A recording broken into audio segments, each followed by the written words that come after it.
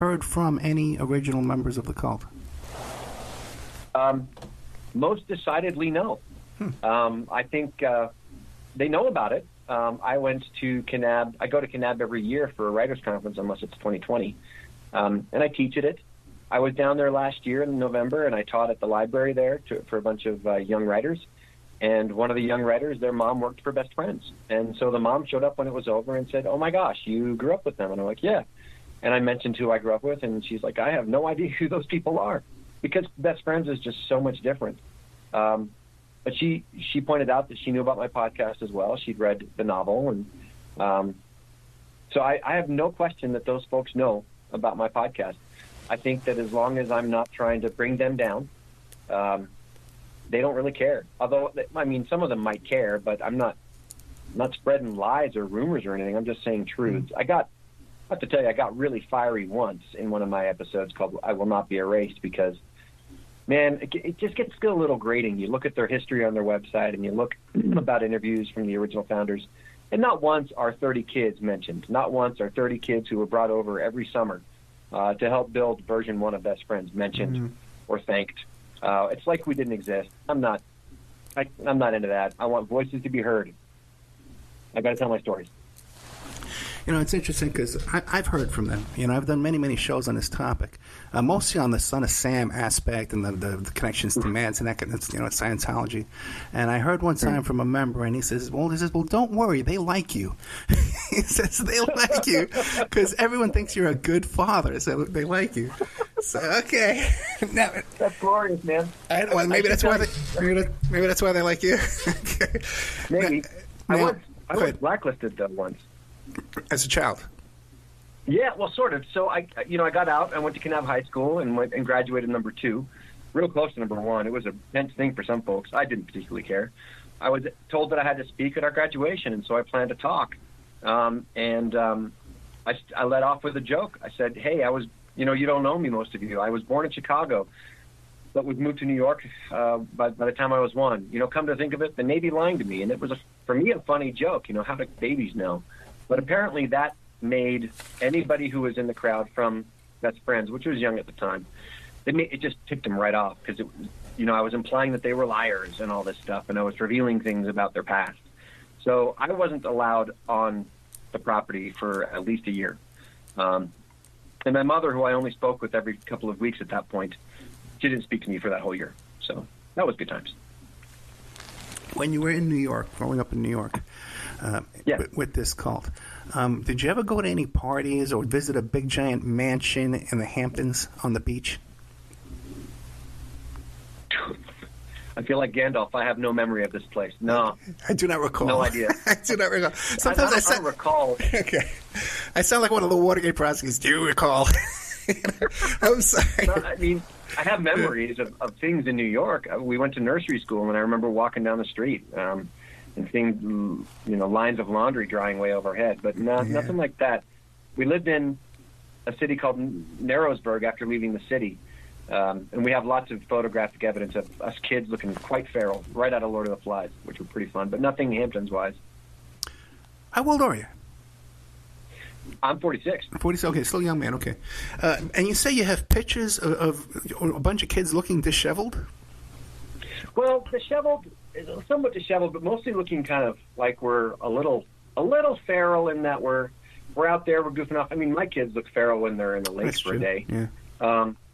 There's a bit of a Lord of the Flies kind of feeling to it. Maybe it's because they're black and white, but we have quite a lot of photos from back in the day. One with my oldest brother, a couple with my oldest brother, who I worshipped him. I worshipped the ground he walked on.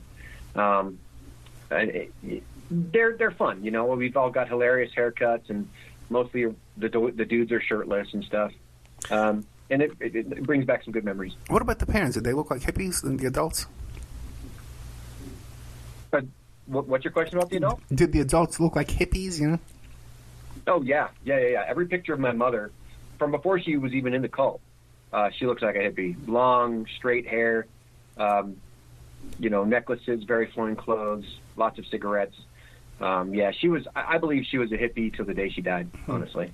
And what is your relationship with your parents?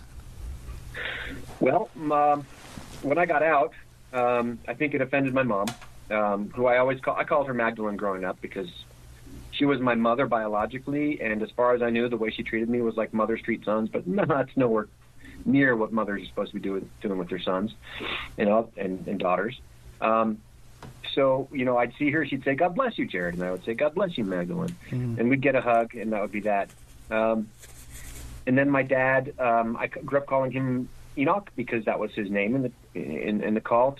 His real name is Bruce, but my mom passed in, let's see, let me get this right here, in '99. 2 weeks after my wife and I moved to Japan to teach, and I knew she was going to pass. She was suffering with cancer for years and years, and I administered to her a little bit before we left and was able to visit with her, say goodbye. But it wasn't a particularly close relationship. It was as close as I think we could be, given the way I'd been raised and our relationship to that point, but we weren't close. My dad, I'm much closer to. He's been out for years and years and years. He raised a daughter with his wife. She is a magnificent young lady with a husband and a beautiful kid. My dad lives in Salt Lake City. We see him fairly regularly. Right now, he's in his 70s, so we don't see him physically much, but we see him online, and he's a doting granddad. He loves us to death. He's proud of us. He's proud of me for kind of transcending the crap that he feels guilty about, but I wish he'd let it go because I'm good. I wouldn't change a thing in my life. But we're good. We have a good relationship. I can't say that we're close because I don't see anything near like what I have with my oldest son, who's 20, and my next, who's 18. I don't have anything near like that with my dad. But we're as close as I think circumstances will allow for now. We'll keep working on it. I got so many questions for you, but real quick, because we only got like 2 minutes. And I would love to ask you what was your parents' relationships like with their parents, but we have no time. I know. I got great questions, man, but we got no time. But let me ask you a question real quick. Now, your dad, though, was involved in the original process, the process. So, yeah, my dad joined when it was the process. He wasn't one of the original founders. He came in probably in 71 or 2, I think. I think it was 71. So it was around for several years in the U.S., or rather in the U.K., and then later in the U.S. Do you think he would do an interview with me? I think it's unlikely. I think he's good with the door being closed on his past. Okay. Well, listen, my friend, we're out of time, but I really enjoyed this. Our guest today, JaredGarret.com. You can find him there. The book is called Beyond the Cabin. It's written as a novel, but he's written many, many books. Real quick, describe your other books. I've got, I have to mention, thank you for bringing up Beyond the Cabin. I just wrote the sequel that I never thought that I'd need to write for Beyond the Cabin. So Beyond the Cabin ends rather abruptly. It's got a great, satisfying ending. But I've written a book called Beyond the Face, which is the character's departure, and it absolutely parallels my own. Other than that, I have a series of Mesoamerican fantasy.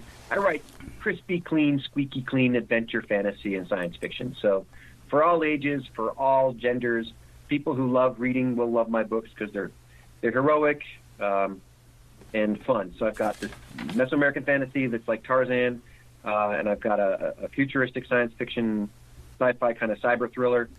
The first book is called Beat, the second one's called Push, and then I've got kind of a modern prophecy fulfillment superhero origin story called The Seer, about a guy who picks up a relic and gets powers.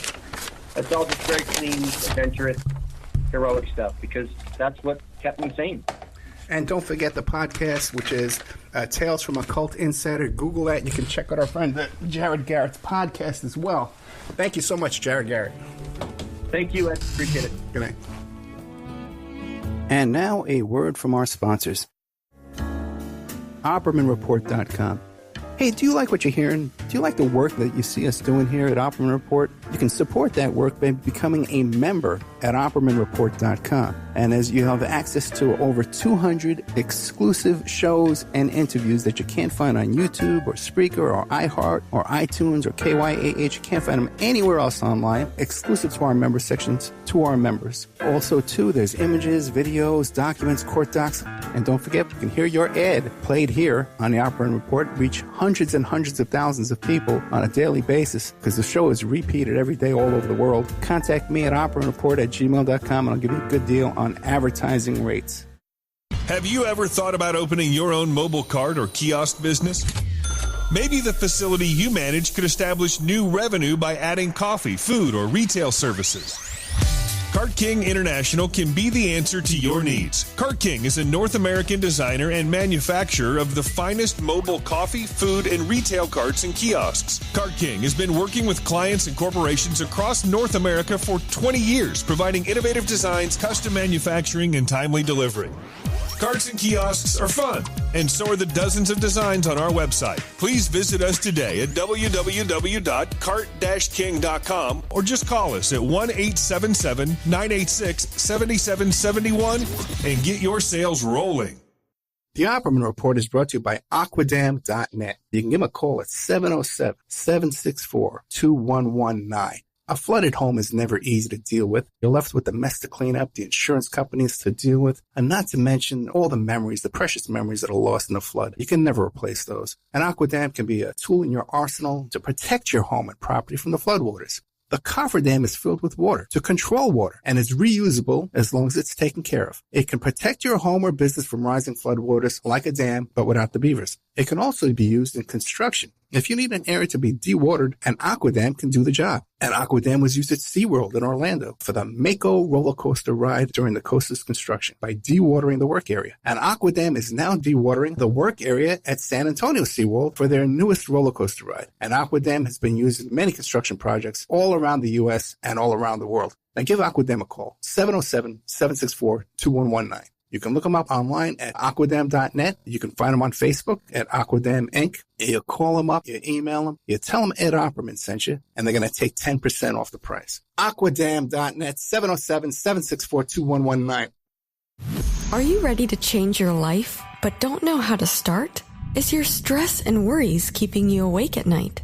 Have you been battling grief, anxiety, or depression all alone?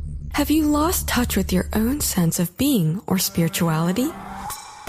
Soul Free Therapies offers professional and affordable live video streaming counseling and coaching services from the comfort of your own home. Sessions offered in English, Spanish, and Portuguese. Go to our website at www.soul-free.com and book your first session today. If you find yourself in need of legal representation, it can be a very stressful time in your life. In my career, I have dealt with thousands of lawyers, I've dealt with thousands of law firms, and I can confidently recommend to you Keith M. Davidson at kmdlaw.com. Available 24 hours, 7 days a week. Just log into kmdlaw.com. That's kmdlaw.com. Or you can call toll-free 833-4KMD-LAW. That's 833-4KMD-LAW. Personal injury, wrongful death, STDs, sexual assault, car accidents. They handle it all efficiently and professionally. It doesn't matter how imposing the opposition may be, because the team at kmdlaw.com are battle-tested and fierce. They will not stop until justice prevails. Go to kmdlaw.com or call toll-free 833-4KMD-LAW. If you're in for the fight of your life, stop screwing around and contact KMD Law. PureSoapFlakes.com. 218-568-2525. Have you ever heard of Castile Soap?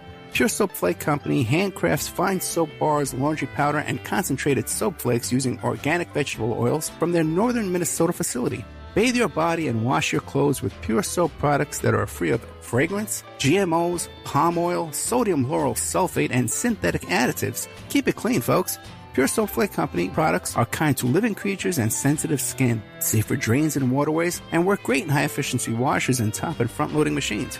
They have a little promotion going on. Contact them to order some soap. Mention the Opperman Report. You're going to get a free gift. They're going to send a little extra soap, travel size, soap bars and laundry soap, cleaning soap flakes. I've been using that stuff all day long today. Great stuff. Order today at puresoapflakes.com or give them a call, 218-568-2525. 218-568-2525. Pure Soap Flake Company is a proud member of the Handcrafted Soap and Cosmetic Guild.